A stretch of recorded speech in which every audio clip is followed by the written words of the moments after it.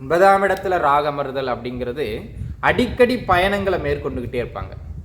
தகப்பனாரோடு பெருசாக அண்டர்ஸ்டாண்டிங் இருக்காது, அல்லது தகப்பனார் அடிக்கடி பிரிஞ்சு வாழ வேண்டிய ஒரு சூழ்நிலை, அல்லது தகப்பனார் கைக்குள்ளே இருக்கிற வரைக்கும் வளர்ச்சி இருக்காது.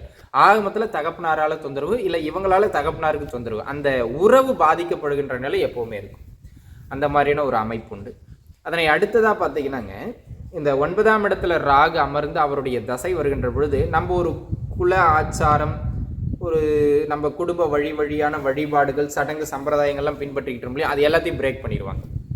9ஆம் இடத்துல ராகு அமர்ந்து ஒருவருக்கு தசை வரும்போது தான் வேற்று மதம், வேற்று மொழி, வேற்று கலாச்சாரம், பிற விஷயங்களை பற்றி தெரிஞ்சுக்கணும், இதில் ஆர்வம் அதிகமாக போகும். 9ஆம் இடத்துல ஒருவருக்கு ராகு அமர்ந்து, அந்த ராகு சுபராகுவாக இருந்தால் அவர் ஒன்றுக்கு மேற்பட்ட மொழிகளை உறுதியாக கற்பார், ஒன்றுக்கு மேற்பட்ட மொழிகளை உறுதியாக கற்பார். அதே போல் சொந்த மண்ணை விட்டு வெளி மாநிலம், வெளியூர், வெளியிடங்களில் போயிட்டாங்கன்னா நல்லா பழச்சிக்கிறாங்க. அடிக்கடி தொலைதூர பயணங்களை செய்வார்கள்.